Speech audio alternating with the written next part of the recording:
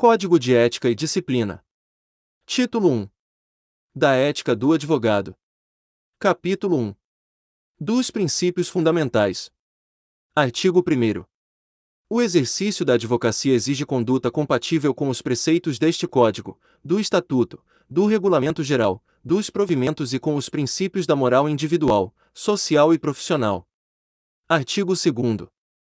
O advogado, indispensável à administração da justiça, é defensor do Estado democrático de direito, dos direitos humanos e garantias fundamentais, da cidadania, da moralidade, da justiça e da paz social, cumprindo-lhe exercer o seu ministério em consonância com a sua elevada função pública e com os valores que lhe são inerentes.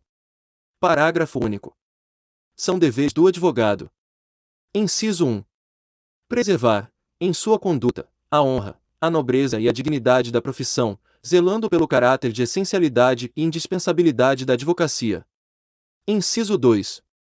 Atuar com destemor, independência, honestidade, decoro, veracidade, lealdade, dignidade e boa-fé. Inciso 3. Velar por sua reputação pessoal e profissional. Inciso 4. Empenhar-se, permanentemente, no aperfeiçoamento pessoal e profissional. Inciso 5. Contribuir para o aprimoramento das instituições, do direito e das leis. Inciso 6. Estimular, a qualquer tempo, a conciliação e a mediação entre os litigantes, prevenindo, sempre que possível, a instauração de litígios. Inciso 7. Desaconselhar lides temerárias, a partir de um juízo preliminar de viabilidade jurídica. Inciso 8. Abster-se de a utilizar de influência indevida, em seu benefício ou do cliente. A B. Vincular seu nome ou nome social a empreendimentos sabidamente escusos. A C. Emprestar concurso aos que atentem contra a ética, a moral, a honestidade e a dignidade da pessoa humana. A D. Entender-se diretamente com a parte adversa que tenha patrono constituído, sem o assentimento deste. A E. Ingressar ou atuar em pleitos administrativos ou judiciais perante autoridades com as quais tenha vínculos negociais ou familiares. A F. Contratar honorários advocatícios em valores aviltantes. Inciso 9. Pugnar pela solução dos problemas da cidadania e pela efetivação dos direitos individuais, coletivos e difusos. Inciso 10. Adotar conduta consentânea com o papel de elemento indispensável à administração da justiça. Inciso 11. Cumprir os encargos assumidos no âmbito da Ordem dos Advogados do Brasil ou na representação da classe. Inciso 12. Zelar pelos valores institucionais da OAB e da advocacia. Inciso 13. Ater-se, quando no exercício da função de defensor público, à defesa dos necessitados. Artigo 3º. O advogado deve ter consciência de que o direito é um meio de mitigar as desigualdades para o encontro de soluções justas e que a lei é um instrumento para garantir a igualdade de todos. Artigo 4º. O advogado, ainda que vinculado ao cliente ou constituinte, mediante relação empregatícia ou por contrato de prestação permanente de serviços, ou como integrante de departamento jurídico, ou de órgão de assessoria jurídica, público ou privado, deve zelar pela sua liberdade e independência. Parágrafo único. É legítima a recusa, pelo advogado, do patrocínio de causa e de manifestação, no âmbito consultivo, de pretensão concernente a direito que também lhe seja aplicável ou contraria orientação que tenha manifestado anteriormente. Artigo 5º. O exercício da advocacia é incompatível com qualquer procedimento de mercantilização. Artigo 6º. É defeso ao advogado expor os fatos em juízo ou na via administrativa falseando deliberadamente a verdade e utilizando de má-fé. Artigo 7º. É vedado o oferecimento de serviços profissionais que implique, direta ou indiretamente, angariar ou captar clientela. Capítulo 2. Da Advocacia Pública. Artigo 8º.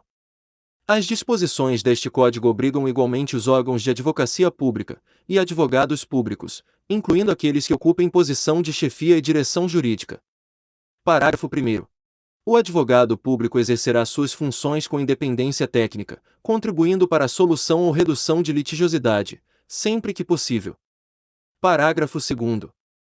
O advogado público, inclusive o que exerce cargo de chefia ou direção jurídica, observará nas relações com os colegas, autoridades, servidores e o público em geral, o dever de urbanidade, tratando a todos com respeito e consideração, ao mesmo tempo em que preservará suas prerrogativas e o direito de receber igual tratamento das pessoas com as quais se relacione. Capítulo 3. Das relações com o cliente. Artigo 9º. O advogado deve informar o cliente, de modo claro e inequívoco, quanto a eventuais riscos da sua pretensão, e das consequências que poderão advir da demanda.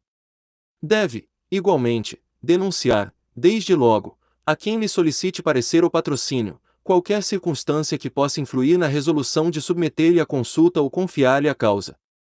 Artigo 10. As relações entre advogado e cliente baseiam-se na confiança recíproca.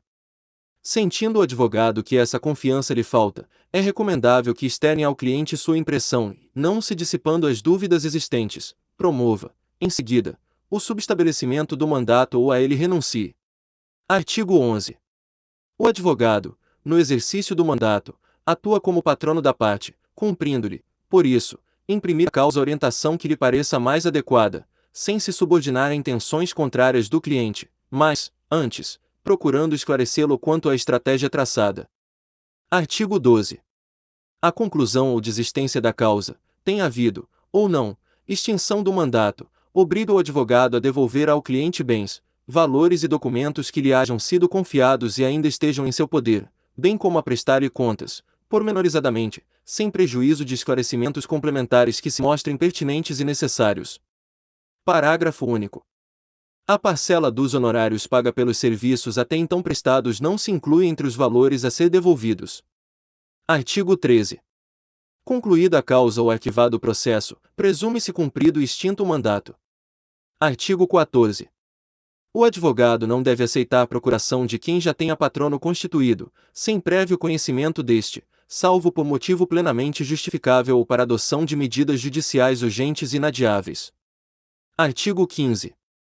O advogado não deve deixar ao abandono ou ao desamparo as causas sob seu patrocínio, sendo recomendável que, em face de dificuldades insuperáveis ou inércia do cliente quanto a providências que lhe tenham sido solicitadas, renuncie ao mandato. Artigo 16. A renúncia ao patrocínio deve ser feita sem menção do motivo que a determinou, fazendo cessar a responsabilidade profissional pelo acompanhamento da causa, uma vez decorrido o prazo previsto em lei, Estatuto da Advocacia, artigo 5º, parágrafo 3º. Parágrafo 1º. A renúncia ao mandato não exclui responsabilidade por danos eventualmente causados ao cliente ou a terceiros. Parágrafo 2º. O advogado não será responsabilizado por omissão do cliente quanto a documento ou informação que lhe devesse fornecer para a prática oportuna de ato processual do seu interesse. Artigo 17.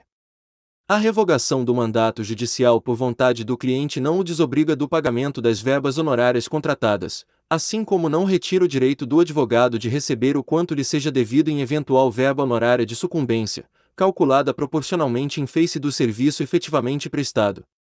Artigo 18. O mandato judicial ou extrajudicial não se extingue pelo decurso de tempo, salvo se o contrário for consignado no respectivo instrumento. Artigo 19.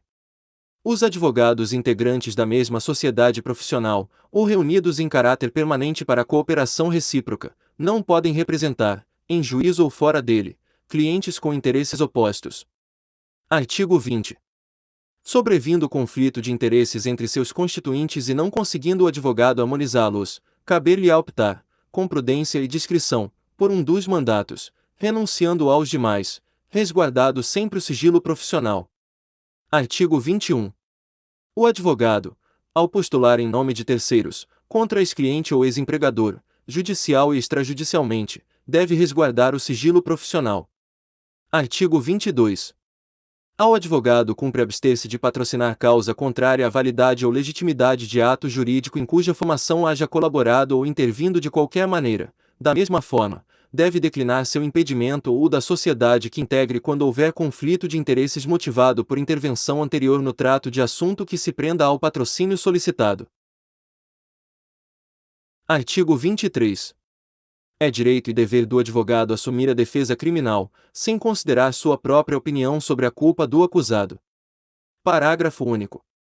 Não há causa criminal indigna de defesa, cumprindo ao advogado agir, como defensor, no sentido de que a todos seja concedido tratamento condizente com a dignidade da pessoa humana, sob a égide das garantias constitucionais.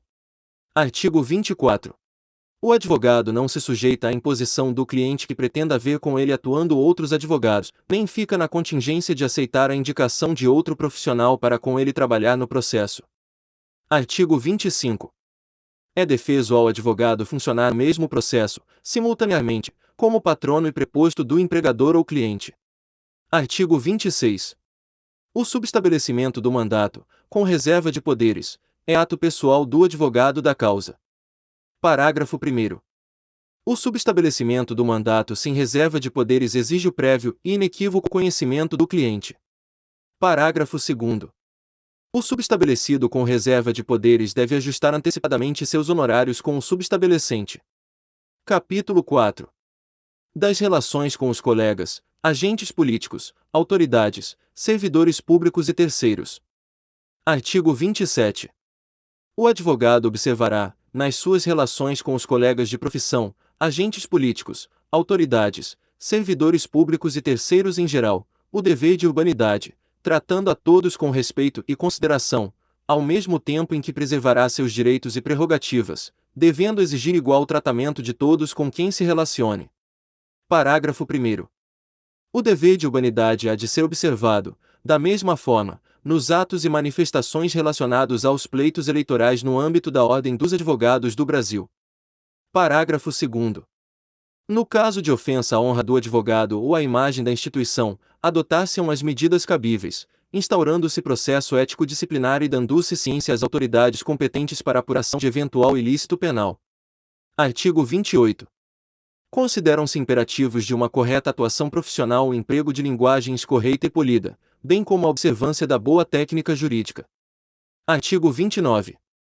O advogado que se valer do concurso de colegas na prestação de serviços advocatícios, seja em caráter individual, seja no âmbito de sociedade de advogados ou de empresa ou entidade em que trabalhe, dispensar-lhes a tratamento condigno, que não os torne subalternos seus nem lhes avilte os serviços prestados mediante remuneração incompatível com a natureza do trabalho profissional ou inferior ao mínimo fixado pela tabela de honorários que for aplicável.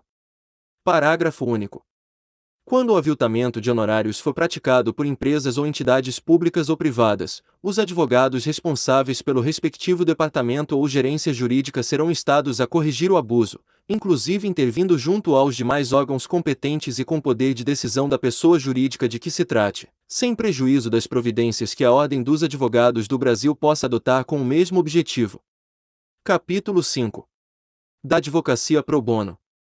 Artigo 30. No exercício da advocacia pro bono, e ao atuar como defensor nomeado, conveniado ou dativo, o advogado empregará o zelo e a dedicação habituais, de forma que a parte por ele assistida se sinta amparada e confie no seu patrocínio. Parágrafo 1º.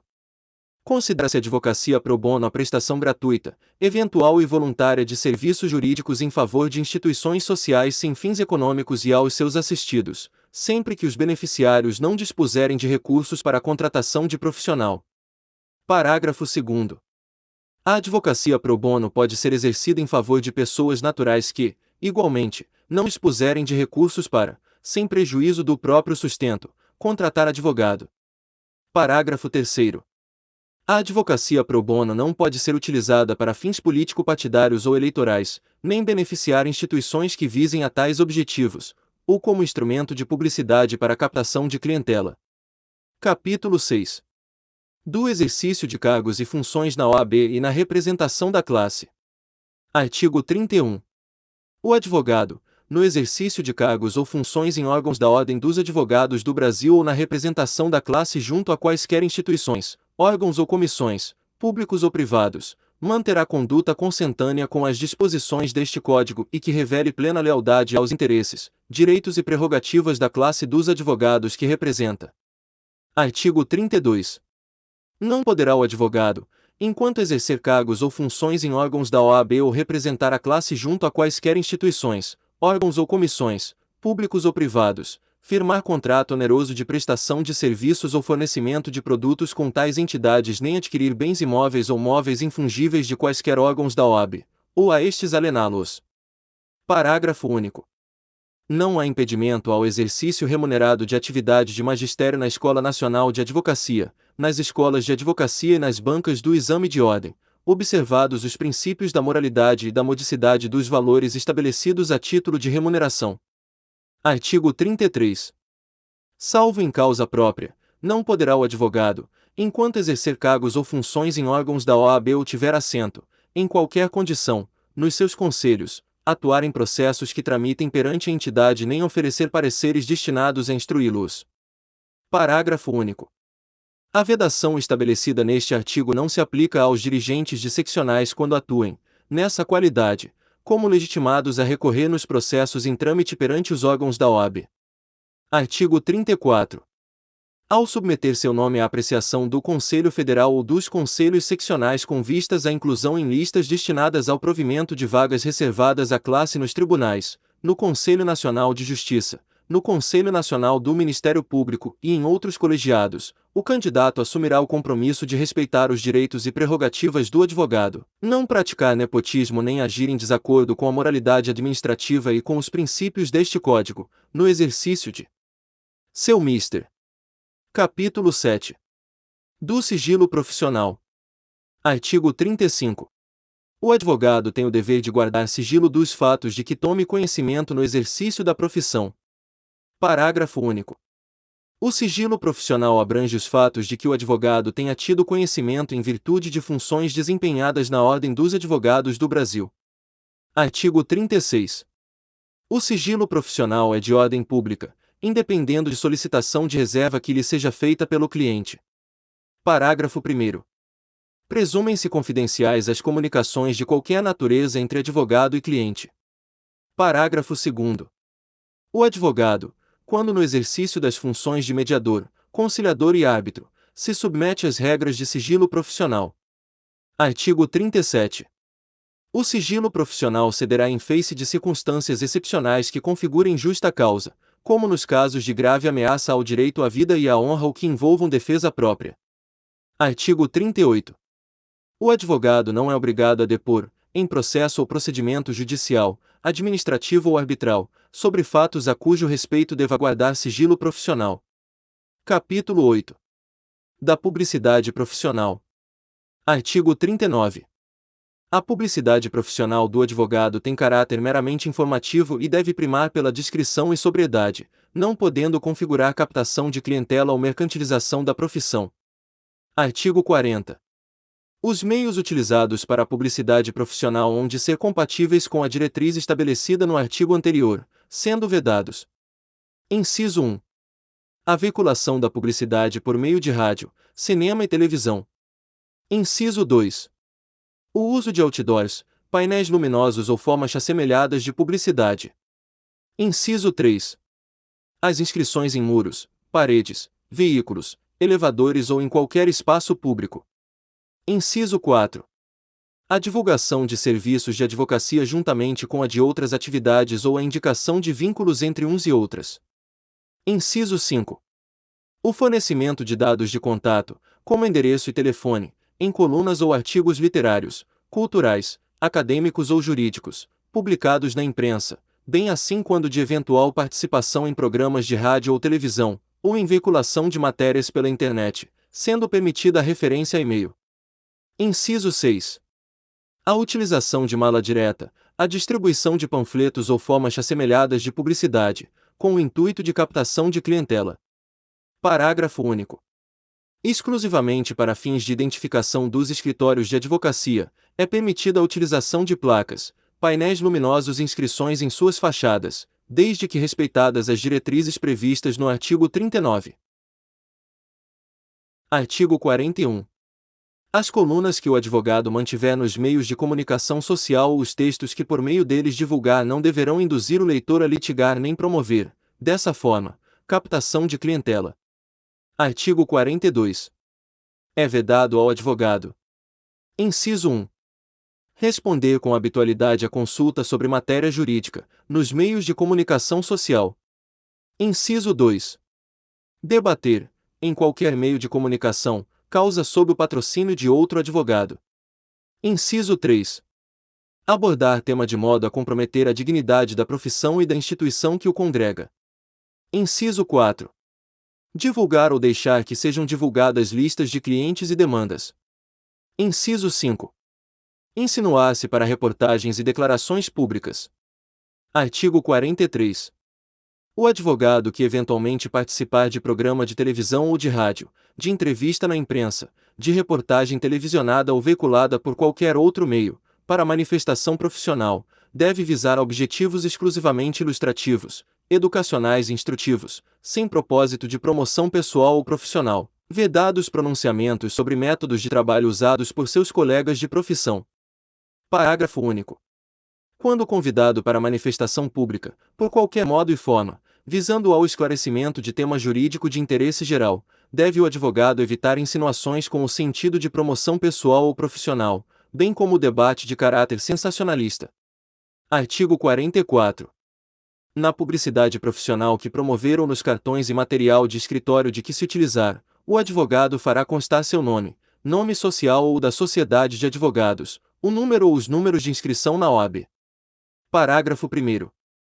Poderão ser referidos apenas os títulos acadêmicos do advogado e as distinções honoríficas relacionadas à vida profissional, bem como as instituições jurídicas de que faça parte, e as especialidades a que se dedicar, o endereço, e-mail, site, página eletrônica, QR Code, logotipo e a fotografia do escritório, o horário de atendimento e os idiomas em que o cliente poderá ser atendido. Parágrafo 2º. É vedada a inclusão de fotografias pessoais ou de terceiros nos cartões de visitas do advogado, bem como menção a qualquer emprego, cargo ou função ocupado, atual ou pretérito, em qualquer órgão ou instituição, salvo o de professor universitário. Artigo 45. São admissíveis como formas de publicidade o patrocínio de eventos ou publicações de caráter científico ou cultural, assim como a divulgação de boletins, por meio físico ou eletrônico, sobre matéria cultural de interesse dos advogados, desde que sua circulação fique adstrita a clientes e a interessados do meio jurídico. Artigo 46. A publicidade veiculada pela internet ou por outros meios eletrônicos deverá observar as diretrizes estabelecidas neste capítulo. Parágrafo único. A telefonia e a internet podem ser utilizadas como veículo de publicidade, inclusive para o envio de mensagens a destinatários certos, desde que estas não impliquem o oferecimento de serviços ou representem forma de captação de clientela. Artigo 47. As normas sobre publicidade profissional constantes deste capítulo poderão ser complementadas por outras que o Conselho Federal aprovar, observadas as diretrizes do presente Código. Artigo 47. Será admitida a celebração de termo de ajustamento de conduta no âmbito dos Conselhos Seccionais e do Conselho Federal para fazer cessar a publicidade irregular praticada por advogados e estagiários. Parágrafo único. O termo previsto neste artigo será regulamentado mediante edição de provimento do Conselho Federal, que estabelecerá seus requisitos e condições. Capítulo 9. Dos honorários profissionais. Artigo 48. A prestação de serviços profissionais por advogado, individualmente ou integrado em sociedades, será contratada, preferentemente, por escrito. Parágrafo 1º. O contrato de prestação de serviços de advocacia não exige forma especial, devendo estabelecer, porém, com clareza e precisão, o seu objeto, os honorários ajustados, a forma de pagamento, a extensão do patrocínio, esclarecendo se este abrangerá todos os atos do processo ou limitar-se a determinado grau de jurisdição, além de dispor sobre a hipótese de a causa encerrar-se mediante transação ou acordo. Parágrafo 2º. A compensação de créditos, pelo advogado, de importâncias devidas ao cliente, somente será admissível quando o contrato de prestação de serviços autorizar ou quando houver autorização especial do cliente para esse fim, por este firmada. Parágrafo 3º. O contrato de prestação de serviços poderá dispor sobre a forma de contratação de profissionais para serviços auxiliares, bem como sobre o pagamento de custas e emolumentos, os quais, na ausência de disposição em contrário, presumem-se devam ser atendidos pelo cliente. Caso o contrato preveja que o advogado antecipe tais despesas, seria lícito reter o respectivo valor atualizado, no ato de prestação de contas, mediante comprovação documental. Parágrafo 4º. As disposições deste capítulo aplicam-se à mediação, à conciliação, à arbitragem ou a qualquer outro método adequado de solução dos conflitos. Parágrafo 5º. É vedada, em qualquer hipótese, a diminuição dos honorários contratados em decorrência da solução do litígio por qualquer mecanismo adequado de solução extrajudicial. Parágrafo 6º. Deverá o advogado observar o valor mínimo da tabela de honorários instituída pelo respectivo conselho seccional onde for realizado o serviço, inclusive aquele referente às diligências, sob pena de caracterizar-se aviltamento de honorários. Parágrafo 7º. O advogado promoverá, preferentemente, de forma destacada a execução dos honorários contratuais ou sucumbenciais. Artigo 49. Os honorários profissionais devem ser fixados com moderação, atendidos os elementos seguintes. Inciso 1. A relevância, o vulto, a complexidade e a dificuldade das questões versadas. Inciso 2. O trabalho e o tempo a ser empregados. Inciso 3. A possibilidade de ficar o advogado impedido de intervir em outros casos, ou de se desavir com outros clientes ou terceiros. Inciso 4. O valor da causa, a condição econômica do cliente e o proveito para este resultante do serviço profissional. Inciso 5. O caráter da intervenção, conforme se trate de serviço a cliente eventual, frequente ou constante. Inciso 6. O lugar da prestação dos serviços, conforme se trate do domicílio do advogado ou de outro. Inciso 7. A competência do profissional. Inciso 8. A praxe do foro sobre trabalhos análogos. Artigo 50. Na hipótese da adoção de cláusula quota litis, os honorários devem ser necessariamente representados por pecúnia, e, quando acrescidos dos honorários da sucumbência, não podem ser superiores às vantagens advindas a favor do cliente. Parágrafo 1º. A participação do advogado em bens particulares do cliente só é admitida em caráter excepcional, quando esse, comprovadamente, não tiver condições pecuniárias de satisfazer o débito de honorários e ajustar com o seu patrono, em instrumento contratual, tal forma de pagamento. Parágrafo 2º. Quando o objeto do serviço jurídico versar sobre prestações vencidas e vincendas, os honorários advocatícios poderão incidir sobre o valor de umas e outras, atendidos os requisitos da moderação e da razoabilidade. Artigo 51.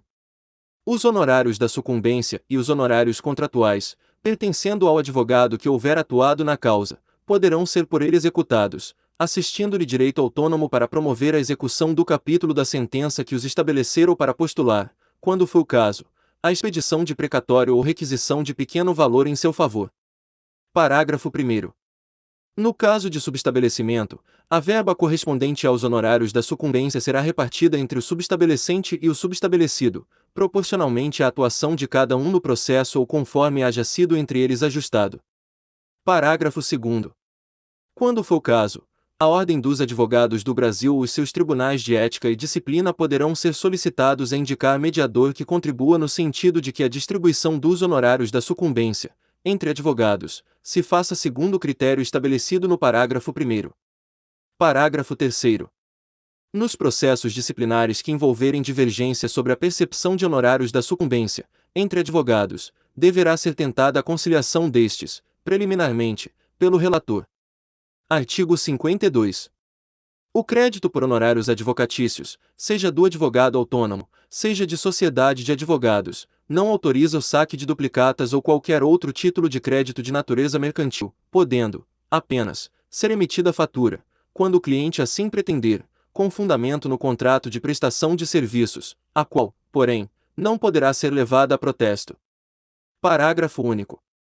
Pode, todavia, ser levado a protesto o cheque ou a nota promissória emitido pelo cliente em favor do advogado, depois de frustrada a tentativa de recebimento amigável.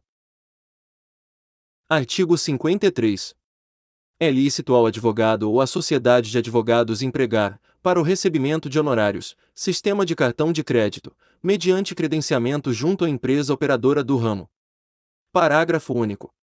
Eventuais ajustes com a empresa operadora que impliquem pagamento antecipado não afetarão a responsabilidade do advogado perante o cliente, em caso de rescisão do contrato de prestação de serviços, devendo ser observadas as disposições deste quanto à hipótese. Artigo 54. Havendo necessidade de promover arbitramento ou cobrança judicial de honorários, deve o advogado renunciar previamente ao mandato que receberá do cliente em débito. Título 2. Do processo disciplinar. Capítulo 1. Dos procedimentos. Artigo 55. O processo disciplinar instaura-se de ofício ou mediante representação do interessado. Parágrafo 1º. A instauração, de ofício, do processo disciplinar dar-se-á em função do conhecimento do fato, quando obtido por meio de fonte idoneia ou em virtude de comunicação da autoridade competente. Parágrafo 2º. Não se considera fonte idoneia que consistia em denúncia anônima. Artigo 56. A representação será formulada ao presidente do Conselho Seccional ou ao presidente da subseção, por escrito ou verbalmente, devendo, neste último caso, ser reduzida a termo. Parágrafo único. Nas seccionais cujos regimentos internos atribuírem competência ao Tribunal de Ética e Disciplina para instaurar o processo ético-disciplinar, a representação poderá ser dirigida ao seu presidente ou será a este encaminhada por qualquer dos dirigentes referidos no caput deste artigo que a houver recebido. Artigo 57. A representação deverá conter: inciso 1. A identificação do representante, com a sua qualificação civil e endereço. Inciso 2. A narração dos fatos que a motivam, de forma que permita verificar a existência, em tese, de infração disciplinar. Inciso 3. Os documentos que eventualmente a instruam e a indicação de outras provas a ser produzidas, bem como, se for o caso, o rol de testemunhas, até o máximo de 5. Inciso 4. A assinatura do representante ou a certificação de quem a tomou por termo, na impossibilidade de obtê-la. Artigo 58. Recebida a representação, o presidente do Conselho Seccional ou da subseção, quando esta dispuser de conselho, designa relator, por sorteio, um de seus integrantes, para presidir a instrução processual. Parágrafo 1º. Os atos de instrução processual podem ser delegados ao Tribunal de Ética e Disciplina, conforme dispuser o regimento interno do Conselho Seccional, caso em que caberá ao seu presidente, por sorteio, designar relator. Parágrafo 2º. Antes do encaminhamento dos autos ao relator, serão juntadas a ficha cadastral do representado e certidão negativa ou positiva sobre a existência de punições anteriores, com menção das faltas atribuídas. Será providenciada, ainda, certidão sobre a existência ou não de representações em andamento, a qual, se positiva, será acompanhada da informação sobre as faltas imputadas. Parágrafo 3º. O relator, atendendo aos critérios de admissibilidade, emitirá parecer propondo a instauração de processo disciplinar ou o arquivamento liminar da representação, no prazo de 30 dias, sob pena de redistribuição do feito pelo presidente do Conselho Seccional ou da subseção para outro relator, observando-se o mesmo prazo. Parágrafo 4º. O presidente do Conselho competente ou, conforme o caso, o do Tribunal de Ética e Disciplina, proferirá despacho declarando instaurado o processo disciplinar ou determinando o arquivamento da representação, nos termos do parecer do relator ou segundo os fundamentos que adotar. Parágrafo 5º. A representação contra membros do Conselho Federal e presidentes de conselhos seccionais é processada e julgada pelo Conselho Federal, sendo competente a segunda Câmara reunida em sessão plenária. A representação contra membros da diretoria do Conselho Federal, membros honorários vitalícios e detentores da medalha Rui Barbosa será processada e julgada pelo Conselho Federal, sendo competente o Conselho Pleno. Parágrafo 6º. A representação contra dirigente de subseção é processada e julgada pelo Conselho Seccional. Parágrafo 7º. Os conselhos seccionais poderão instituir comissões de admissibilidade no âmbito dos tribunais de ética e disciplina, compostas por seus membros ou por conselheiros seccionais, com atribuição de análise prévia dos pressupostos de admissibilidade das representações ético-disciplinares, podendo propor seu arquivamento liminar. Artigo 58-A. Nos casos de infração ético-disciplinar punível com censura, será admissível a celebração de termo de ajustamento de conduta, se o fato apurado não tiver repercussão negativa à advocacia. Parágrafo único. O termo de ajustamento de conduta previsto neste artigo será regulamentado em provimento do Conselho Federal da OAB. Artigo 59. Compete ao relator do processo disciplinar determinar a notificação dos interessados para prestar esclarecimentos ou a do representado para apresentar defesa prévia, no prazo de 15 dias, em qualquer caso. Parágrafo 1º. A notificação será expedida para o endereço constante do cadastro de inscritos do Conselho Seccional, observando-se, quanto ao mais, o disposto no Regulamento Geral. Parágrafo 2º. Se o representado não for encontrado ou ficar revel, o presidente do Conselho competente ou, conforme o caso, o do Tribunal de Ética e Disciplina designar-lhe-á defensor dativo. Parágrafo 3º. Oferecida a defesa prévia, que deve ser acompanhada dos documentos que possam instruí-la e do rol de testemunhas, até o limite de 5, será proferido despacho saneador, ressalvada a hipótese do parágrafo 2º do artigo 73 do EUAB, designada, se for o caso, audiência para oitiva do representante, do representado e das testemunhas. Parágrafo 4º. O representante e o representado incumbir-se-ão do comparecimento de suas testemunhas, salvo se, ao apresentarem o respectivo rol, requererem, por motivo justificado, sejam elas notificadas a comparecer à audiência de instrução do processo. Parágrafo 5º. O relator pode determinar a realização de diligências que julgar convenientes, cumprindo-lhe dar andamento ao processo, de modo que este se desenvolva por impulso oficial. Parágrafo 6º. O relator somente indeferirá a produção de determinado meio de prova quando esse for ilícito, impertinente, desnecessário ou protelatório, devendo fazê-lo fundamentadamente. Parágrafo 7º. Concluída a instrução, o relator profere parecer preliminar, a ser submetido ao Tribunal de Ética e Disciplina, dando enquadramento legal aos fatos imputados ao representado. Parágrafo 8º. Abre-se, em seguida, prazo sucessivo de 15 dias, ao interessado e ao representado, para apresentação de razões finais. Artigo 60. O presidente do Tribunal de Ética e Disciplina, após o recebimento do processo, devidamente instruído, designa, por sorteio, relator para proferir voto. Parágrafo 1º. Se o processo já estiver tramitando perante o Tribunal de Ética e Disciplina ou perante o Conselho competente, o relator não será o mesmo designado na fase de instrução. Parágrafo 2º. O processo será incluído em pauta na primeira sessão de julgamentos após a distribuição ao relator. Parágrafo 3º. O representante e o representado são notificados pela Secretaria do Tribunal, com 15 dias de antecedência, para comparecerem à sessão de julgamento. Parágrafo 4º. Na sessão de julgamento, após o voto do relator, é facultada a sustentação oral pelo tempo de 15 minutos, primeiro pelo representante, em seguida, pelo representado. Artigo 61. Do julgamento do processo disciplinar lavrar-se-á acórdão, do qual constarão, quando procedente a representação, o enquadramento legal da infração, a sanção aplicada, o quórum de instalação e o de deliberação, a indicação de haver sido esta adotada com base no voto do relator ou em voto divergente, bem como as circunstâncias agravantes ou atenuantes consideradas e as razões determinantes de eventual conversão da censura aplicada em advertência sem registro nos assentamentos do inscrito. Artigo 62. Nos acórdãos serão observadas, ainda, as seguintes regras. Parágrafo 1º. O acórdão trará sempre a ementa, contendo a essência da decisão. Parágrafo 2º. O autor do voto divergente que tenha prevalecido figurará como redator para o acórdão. Parágrafo 3º. O voto coautor da decisão deverá ser lançado nos autos, com os seus fundamentos. Parágrafo 4º. O voto divergente, ainda que vencido, deverá ter seus fundamentos lançados nos autos, em voto escrito ou em transcrição na ata de julgamento do voto oral proferido, com seus fundamentos. Parágrafo 5º. Será atualizado nos autos o relatório de antecedentes do representado, sempre que o relator o determinar. Artigo 63.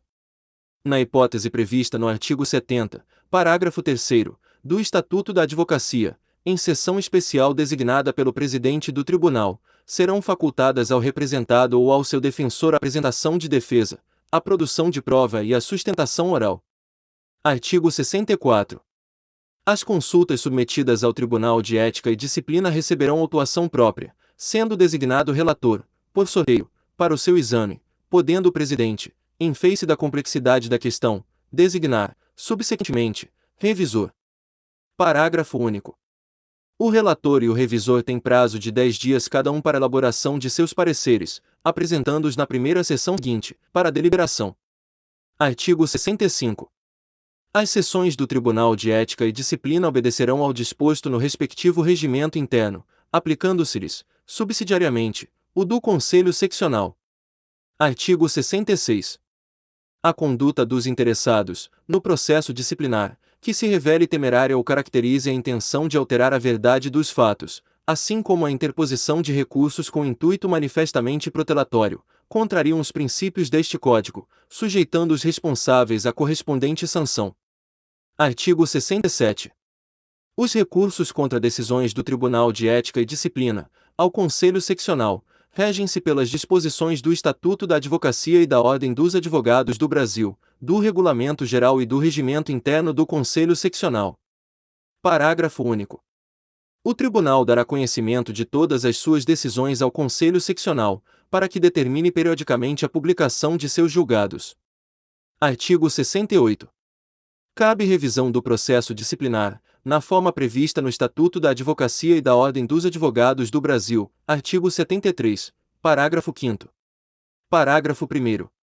Tem legitimidade para requerer a revisão o advogado punido com a sanção disciplinar. Parágrafo 2º. A competência para processar e julgar o processo de revisão é do órgão de que emanou a condenação final. Parágrafo 3º. Quando o órgão competente for o Conselho Federal, a revisão processar-se-á perante a segunda Câmara, reunida em sessão plenária. Parágrafo 4º. Observar-se-á, na revisão, o procedimento do processo disciplinar, no que couber. Parágrafo 5º. O pedido de revisão terá autuação própria, devendo os autos respectivos ser apensados aos do processo disciplinar a que se refira. Parágrafo 6º. O pedido de revisão não suspende os efeitos da decisão condenatória, salvo quando o relator, ante a relevância dos fundamentos e o risco de consequências irreparáveis para o requerente, conceder tutela cautelar para que se suspenda a execução. Parágrafo 7º. A parte representante somente será notificada para integrar o processo de revisão quando o relator entender que deste poderá resultar dano ao interesse jurídico que haja motivado a representação. Artigo 69. O advogado que tenha sofrido sanção disciplinar poderá requerer reabilitação, no prazo e nas condições previstos no Estatuto da Advocacia e da Ordem dos Advogados do Brasil, artigo 41. Parágrafo 1º. A competência para processar e julgar o pedido de reabilitação é do Conselho Seccional em que tenha sido aplicada a sanção disciplinar. Nos casos de competência originária do Conselho Federal, perante este tramitará o pedido de reabilitação. Parágrafo 2º. Observar-se-á, no pedido de reabilitação, o procedimento do processo disciplinar, no que couber. Parágrafo 3º. O pedido de reabilitação terá autuação própria, devendo os autos respectivos ser apensados aos do processo disciplinar a que se refira. Parágrafo 4º. O pedido de reabilitação será instruído com provas de bom comportamento, no exercício da advocacia e na vida social, cumprindo a Secretaria do Conselho competente certificar, nos autos, o efetivo cumprimento da sanção disciplinar pelo requerente. Parágrafo 5º. Quando o pedido não estiver suficientemente instruído, o relator assinará prazo ao requerente para que complemente a documentação. Não cumprida a determinação, o pedido será liminarmente arquivado. Capítulo 2. Dos órgãos disciplinares. Seção 1. Dos Tribunais de Ética e Disciplina. Artigo 70. O Tribunal de Ética e Disciplina poderá funcionar dividido em órgãos fracionários, de acordo com seu regimento interno. Artigo 71. Compete aos Tribunais de Ética e Disciplina. Inciso 1. Julgar, em primeiro grau, os processos ético-disciplinares. Inciso 2. Responder a consultas formuladas, em tese, sobre matéria ético-disciplinar. Inciso 3. Exercer as competências que lhe sejam conferidas pelo regimento interno da seccional ou por este Código para a instauração, instrução e julgamento de processos ético-disciplinares. Inciso 4. Suspender, preventivamente, o acusado, em caso de conduta suscetível de acarretar repercussão prejudicial à advocacia, nos termos do Estatuto da Advocacia e da Ordem dos Advogados do Brasil. Inciso 5. Organizar, promover e ministrar cursos, palestras, seminários e outros eventos da mesma natureza acerca da ética profissional do advogado ou estabelecer parcerias com as escolas de advocacia, com o mesmo objetivo. Inciso 6. Atuar como órgão mediador ou conciliador nas questões que envolvam. Item a dúvidas e pendências entre advogados. Item B. Partilha de honorários contratados em conjunto ou decorrentes de subestabelecimento, bem como os que resultem de sucumbência, nas mesmas hipóteses. Item C. Controvérsias surgidas quando da dissolução de sociedade de advogados. Seção 2. Das Corregedorias Gerais. Artigo 72.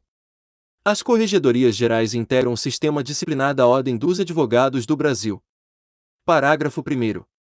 O secretário-geral adjunto exerce, no âmbito do Conselho Federal, as funções de Corregedor-Geral, cuja competência é definida em provimento. Parágrafo 2º. Nos Conselhos Seccionais, as Corregedorias Gerais terão atribuições da mesma natureza, observando, no que couber, provimento do Conselho Federal sobre a matéria. Parágrafo 3º.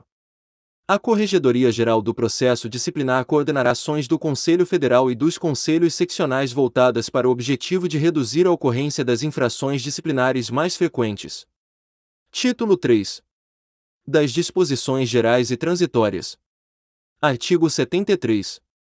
O Conselho Seccional deve oferecer os meios e o suporte de apoio material, logístico, de informática e de pessoal necessários ao pleno funcionamento e ao desenvolvimento das atividades do Tribunal de Ética e Disciplina.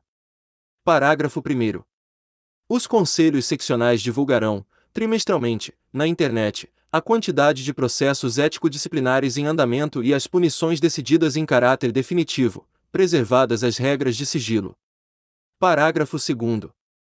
A divulgação das punições referidas no parágrafo anterior destacará cada infração tipificada no artigo 34 da Lei N. 8.906 de 1994. Artigo 74. Em até 180 dias após o início da vigência do presente Código de Ética e Disciplina da OAB, os conselhos seccionais e os tribunais de ética e disciplina deverão elaborar ou rever seus regimentos internos, adaptando-os às novas regras e disposições deste Código. No caso dos tribunais de ética e disciplina, os regimentos internos serão submetidos à aprovação do respectivo Conselho Seccional e, subsequentemente, do Conselho Federal. Artigo 75. A pauta de julgamentos do Tribunal é publicada no Diário Eletrônico da OAB e no quadro de avisos gerais, na sede do Conselho Seccional, com antecedência de 15 dias, devendo ser dada prioridade, nos julgamentos, aos processos cujos interessados estiverem presentes à respectiva sessão. Artigo 76. As disposições deste Código obrigam igualmente as sociedades de advogados, os consultores e as sociedades consultoras em direito estrangeiro, e os estagiários, no que lhes forem aplicáveis. Artigo 77. As disposições deste Código aplicam-se, no que couber, à mediação, à conciliação e à arbitragem, quando exercidas por advogados. Artigo 78. Os autos do processo disciplinar podem ter caráter virtual, mediante adoção de processo eletrônico. Parágrafo único. O Conselho Federal da OAB regulamentará em provimento o processo ético-disciplinar por meio eletrônico. Artigo 79. Este Código entra em vigor a 1º de setembro de 2016, cabendo ao Conselho Federal e aos Conselhos Seccionais, bem como às subseções da OAB, promover-lhe ampla divulgação. Artigo 80. Fica revogado o Código de Ética e Disciplina editado em 13 de fevereiro de 1995, bem como as demais disposições em contrário.